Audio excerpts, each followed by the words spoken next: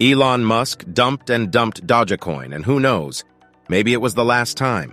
And the head of the European Central Bank, Christine Lagarde, laid out the whole truth about the digital euro. You need to hear it. The Fed continues to bend the line, and the next key date is near. Let's get to the bottom of this. Elon Musk. How could you? This is the question that many Dogecoin fans are asking. Although I will be honest, few believe that Elon Musk made the final decision regarding the rebranding of Twitter. Personally, I and the majority of subscribers understood that it was a temporary action, and it can end at any moment. Happiness for the dog fans lasted less than a week. Firstly, on April 3rd, Musk published this meme, which, as if nothing was hinted at. Then the internet exploded with messages that Twitter's logo had changed to the logo of Dogecoin, and its price soared by 30% in the moment on this event. And then Musk broke out all the cards and published a second meme, which strengthened Dogecoin's position and returned it to the top 8 cryptocurrency by capitalization. While who it was made plans for the $1 Dogecoin and waited for Elon Musk's next move, he wasted no time. Now we can't prove anything, but two whales at once, from the first 5 of the meme cryptocurrency, withdrew from their wallets 400 million coins of them token for $400 million passed through Binance, where probably were successfully sold at this pamp, and then under the cover of the night without any announcement, Twitter returned its usual logo. So you think that someone took a chance or Elon Musk needed money and found an easy way to earn it? By the way, I will not be surprised if similar pampers will be repeated, only this time it will not be with the Dogecoin. Maybe soon we'll see Bitcoin instead of Twitter's logo, and maybe Elon will find himself another favorite cryptocurrency. If you do not want to miss such a pump, below the video there is a link to subscribe to our Telegram. Join and participate in the development of our community. Let's move on to the next topic. I'm always surprised when a famous person in a serious position gets caught in a cheap scam on the phone, and in this case, Skype. But sometimes from such jokes, we learn very valuable information. This happened back on the 17th of March.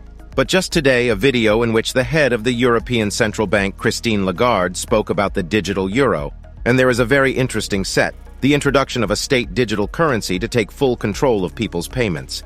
She explains that it is already impossible to pay more than 1,000 euros in cash. Transactions exceeding this amount either go through banks or are considered illegal by default. With the introduction of the digital euro, there will be no limit at all, or at best there will be a threshold of 300, maybe 400 euros. But even that amount seems like a lot for Christine Lagarde. She is for all the transactions to be controlled by the regulator, and there was absolutely no freedom in payments.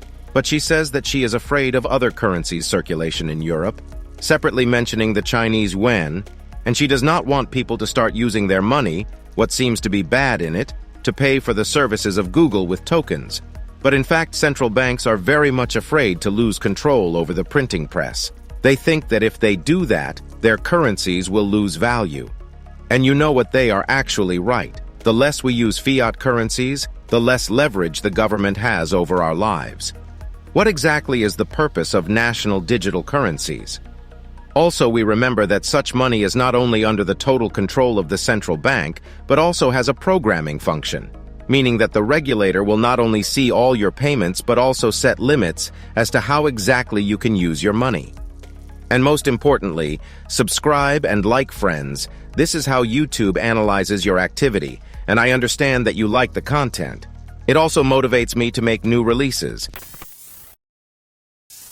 The main trend of the crypto market is Bitcoin, and its price movement still depends on the Fed's rate decision, so the U.S. unemployment data is falling again. This is a signal that the Fed cannot achieve its goal of shrinking the labor market to stop the growth of wages, which accelerate inflation. This week we already had preliminary data on jobs and manufacturing orders that helped the market be prepared for such statistics. So the next important date is April 12th, which is very soon, when the March inflation statistics will be available. The current forecast is encouraging, a drop of 0.8%. And if it is confirmed, then the stock market can continue to recover, which in turn will support the Bitcoin rate. But today, the market expects that the Fed will continue to raise the rate at the May 3rd meeting. The probability of another 25 points is 60%. And if we look further into this forecast, almost 98% bet on the termination of the rate hike, and the most important is the expectation of delivery on December 18th, or the last meeting of the Fed in the 23rd year. According to these data, the Fed to the end of the year to hold more than one rate increase. Now, this is already a very baneful signal. The main thing is that the Fed's inflation plan works ahead of time, and that their monetary policy does not cause a renewed collapse of the banks. In that case, the 2023 year leaves a chance for Bitcoins to recover the price range of 30 to 50,000. The rest of the cryptocurrencies will pull up next. So keep an eye on what the US inflation data is. Thanks for watching. Your cryptocurrency.